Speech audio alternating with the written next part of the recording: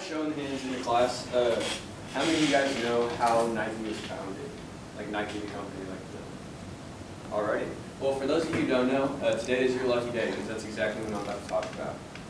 But before I can get into how it was founded, I need to introduce you guys to a very important person that has a very crucial role in how Nike was founded. And that person is Mr. Bill Bowerman. Today I'm going to talk about his early life, the legacy that he left behind, and his contributions to how he started Nike. But however, Bowerman did not start the world's largest company overnight. The story of Nike starts many, many years ago in Portland, Oregon. Bowerman lived a pretty normal life, or early life. He lived in a middle-class family. His father was a governor, and his mom, or his mother, was a teacher. His parents divorced at a very early age, and so he was forced to live with his father for the majority of his childhood. His father was very strict and very stern. However, he showed a lot of love and support to Bill as well. Later on, when Bowerman turned 25 years old, he enlisted in the Marines days after the attack on Pearl Harbor. Throughout his military career, he had a lot of outstanding achievements, but the one that really stands out is he negotiated the German surrender in Naples, Italy, in 1942. For his service, he was awarded the Silver and the Bronze Heart, which are two of the most prestigious awards that you can receive as a military member. And I believe it is very important for you guys to understand that his military background and his upbringing, just because it really shaped the man he was, like the character he became, and then ultimately the legacy that he left behind.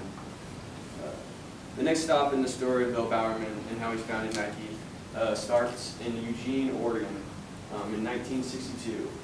This is the first year that he was the head track and field coach for the Oregon Ducks.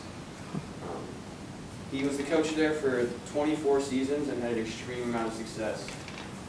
Over the course of his 24 years, he had coached 4 national championship teams and a total of 24 individual national champions.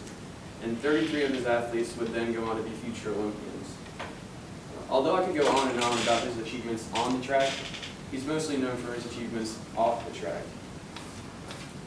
Bowerman founded the first club track team in American history.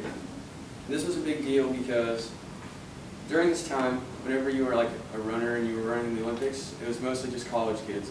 But he started this track club, so it was like they were getting paid to run, so they were older people.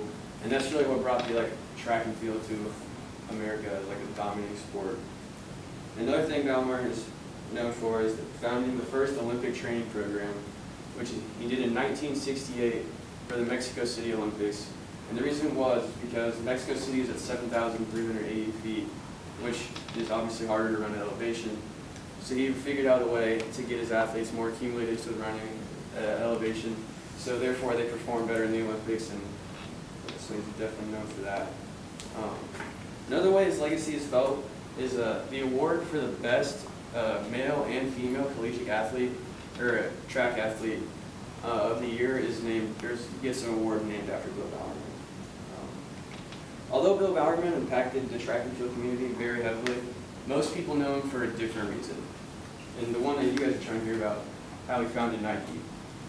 Nike started out as a shoe distribution company in Portland, Oregon, called Blue Ribbon Sports.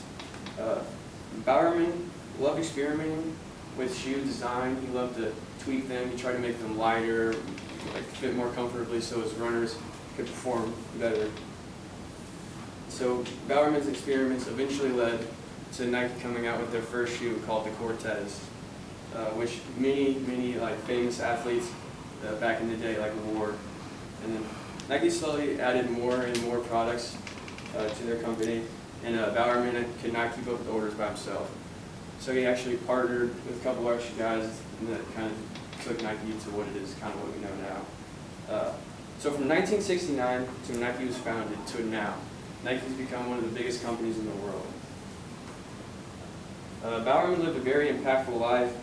He fought for America's freedom. He coached some of the best athletes in American history, and he founded one of the biggest companies on the planet. Bill Bowerman's initiative to change and determination has left a shining legacy for us to remember him by today.